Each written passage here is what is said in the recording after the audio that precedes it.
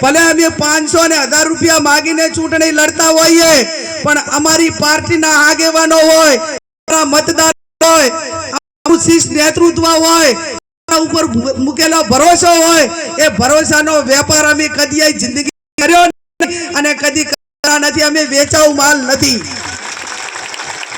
અમને જિગ્નેશભાઈ મેવાણીને કે કાંતિભાઈ ખરા એ બનાસની જનતાને અમે ગૌરવ અપાવ્યું છે. અમે એવું એક પણ કામ નથી કર્યું કે જેથી કરીને તમારે નીચું જોવું પડે.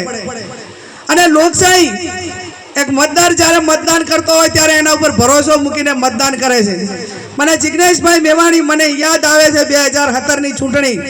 મારો દલિત સમાજ હોય, વાવ તાલુકાનો 18 આલમ હોય, જેનામાં આર્થિક કોઈ એના પાસે પૈસા નતા, એવા મારા રાઘા નેડાના કોઈ ગરીબ પરિવારો ઠાકોર સમાજને બધા ભેગા મળીને 15 દાડા કોલસા પાડે અને કોલસા વેચીને બારે મતદારો લાવીને એને મતદાન કરાવે અને એનો વેપાર જો એની બેન ઠાકોર કરે ને તો એનું કુદરત પણ હાથ ભેડીએ હારું ના કરે.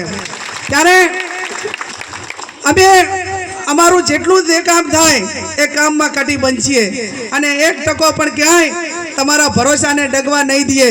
અને નહીં દઈએ એટલા માટે કરીને આવનાર સમયની અંદર આપ સૌ મિલાવીને